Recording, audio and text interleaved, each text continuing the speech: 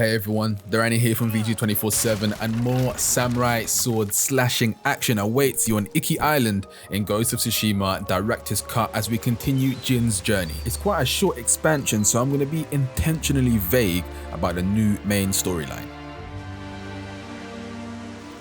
The new destination, Iki Island, becomes available after Act 2 in the main game. It starts off when you discover a scouting party on Tsushima Island sent by the new ominous threat known as the Eagle, and with Jin Sakai being the absolute hero he is, doesn't hesitate to go and confront the Eagle about what trouble she's been bringing to his home island. Things don't go as expected, and Jin is now constantly haunted by visions of his own thoughts and fears after being poisoned by the Eagle.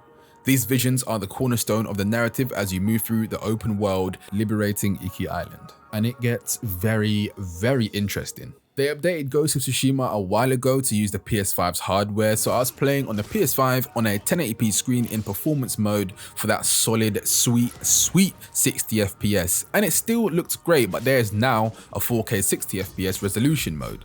Iki Island is gorgeous. I'm not sure what dark magic Sucker Punch does to get the game looking so superb. Even in the base game it looks great, but Iki Island takes it to a new level with what I think is some of the best environmental design, lighting and color palette selection in video games today, which makes exploring the island and discovering its offerings a pleasure. When you choose to cross the island on horseback instead of using fast travel, you know they're doing something right. But what's new and different on this island? It's the same formula as before, and if you're a returning player, you'll understand when I say it's still got that big, just one more quest energy.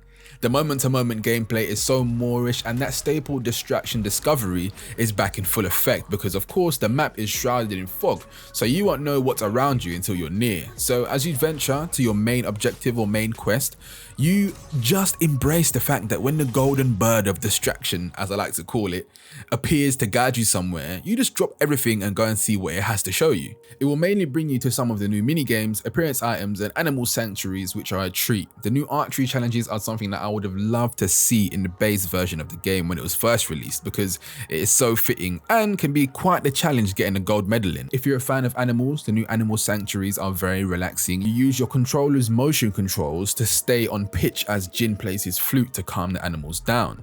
And there's something about that Japanese flute that is so beautiful to listen to. And yes, of course, you can pet the animals after.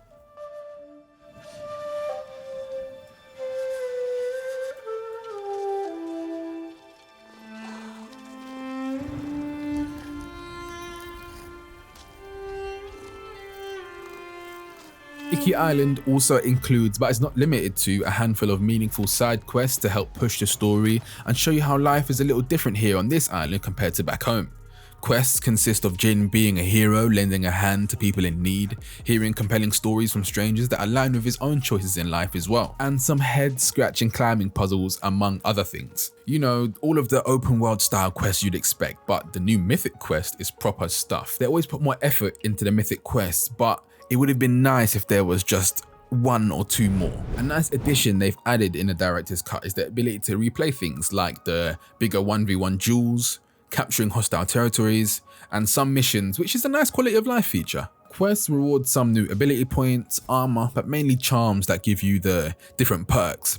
I just wish there would have been more here. As someone who had already unlocked everything prior to the expansion, I was hoping for some new over-the-top abilities to grind for or a new combat stance to unlock, but that just wasn't the case, which is fine because there are already so many abilities and combat options in the game that are a blast to use, and the multiplayer mode Legends has all of the fantasy style abilities, which is a decent consolation. There's so much flair and style to the combat in Ghost of Tsushima. It's always been my favourite part, so it was nice to see some new enemies to swing my katana at.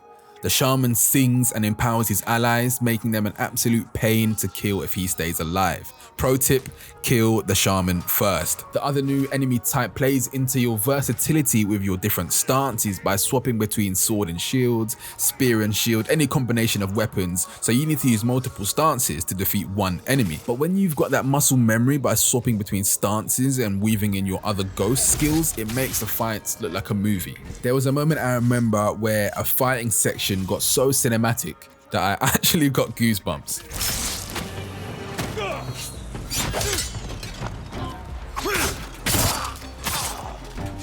Side note though, the stealth is still a bit janky. I mentioned using the DualSense motion controls to play the flute earlier, but that's not all. The DualSense works well and exactly how you'd expect it to. Adaptive triggers add tension when drawing the bow. Haptic feedback adds that little bit of detail to help you feel what's going on screen and in game. And certain sounds come through the controller's speakers, like the haikus, the guiding wind, and steel clashing when swords connect with a perfect parry. But that is pretty much it. All in all, it's more of the same, a nice expansion to what is already an amazing game. I envy those who get to play this version for their first time. The main storyline in Iki Island is a little bit short, that's why I didn't say too much, but it's supported well by the side content and some decent characters. It all serves as a means to solidify Jin's character and add more layers, taking a more personal route. I feel like I know Jin better now after playing the story. The Iki Island expansion didn't have the progression I'd hoped for, but if you like the main game, then you'll enjoy this because I definitely did. Are you a returning player looking forward to Ghost of Tsushima Director's Cut, or will this be your first time playing? Let me know down in the comments, and did you enjoy what you saw? My name is Dorrani from VG247. Peace out, everyone. Hey, thanks for watching this video. Consider subscribing if you enjoyed it. It's free and you can always unsubscribe at any time. Take a look at our other videos if you like. Also, check out VG247.com for around the clock gaming news and updates.